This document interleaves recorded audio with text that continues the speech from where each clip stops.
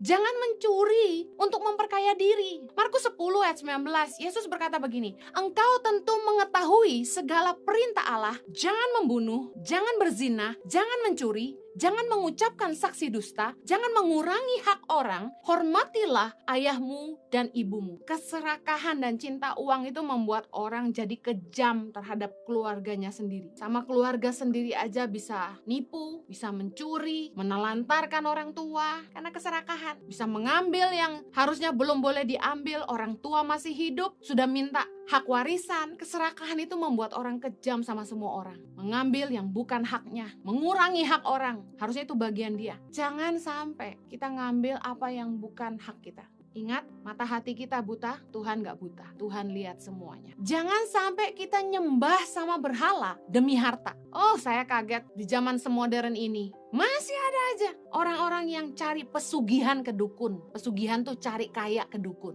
Nyembah berhala, duduk di bawah pohon. Mandi air kembang, puasa, duduk di bawah pohon. Kalau daunnya jatuh, namanya berkat dibawa pulang, selipin di lemari pakaian atau di dompet. Astaga. Ada lagi cerita, ada orang yang karena pengen kaya, dia katanya nyolong tanah orang kaya, disimpan di rumahnya supaya ketularan kaya. Kok bisa sih? Padahal orang ini sekolah tinggi, tapi masih percaya beginian. Ada juga panggil Feng Shui ke rumahnya, ke kantornya, untuk diarahkan arah mana yang hoki. Ada lagi yang minta nasihat sama orang sakti. Orang sakti itu bilang begini, kamu harus nikah tahun ini, punya anak tahun ini, baru kamu hoki. Lah, emangnya anak dari mana? Anak itu upah dari Tuhan. Nikah aja belum udah dibilang suruh punya anak dan nikah tahun ini. Emangnya segampang itu bikin anak? Kalau bukan kehendak Tuhan gak ada yang jadi. Jangan pernah minta nasihat sama orang-orang sakti deh. Jangan mengandalkan orang kuat. Bergantunglah kepada tangan Tuhan yang kuat. Kita itu punya Tuhan yang dahsyat. Belajar ngandalin Tuhan, jangan mengandalkan manusia. Apalagi percaya kepada setan-setan untuk mendatangkan kekayaan. Jangan sampai kita nganut kepercayaan.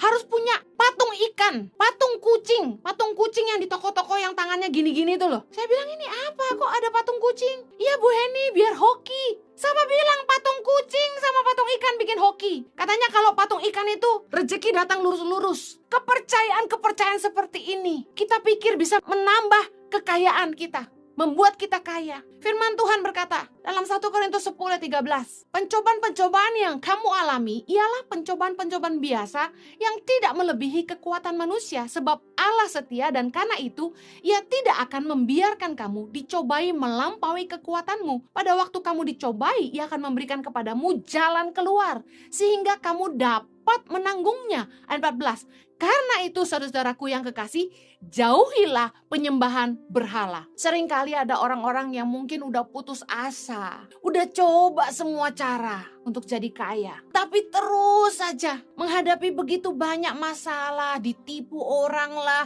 dagangannya nggak laku lah, ngalami begitu banyak pencobaan dan ujian hidup. Akhirnya kefefet, yang dicari si fefet.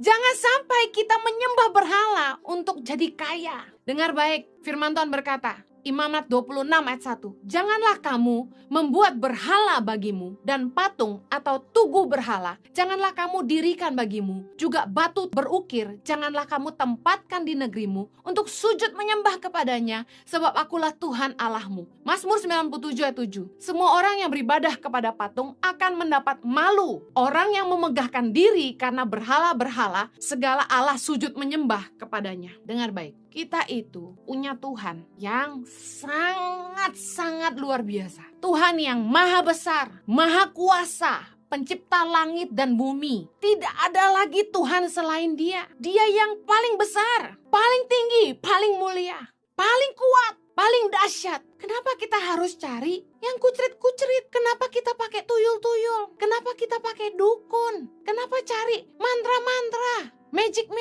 untuk mencari kekayaan. Buat apa? Ketika kita datang kepada setan untuk minta kekayaan, kita sedang menyerahkan jiwa kita kepada iblis. Kita sedang menyerahkan jiwa kita kepada setan untuk dibinasakan. Jangan salahkan Tuhan, karena seringkali orang pengen kaya, cari pesugihan. Mereka nggak tahu sebenarnya mereka sedang menyerahkan jiwa mereka kepada setan untuk dibinasakan. Oh enggak Bu Heni, orang tua saya menyembah berhala kaya raya. Oh belum tahu aja, dengar, ceritanya belum selesai. Ibaratnya film seri belum habis, ada episode berikutnya.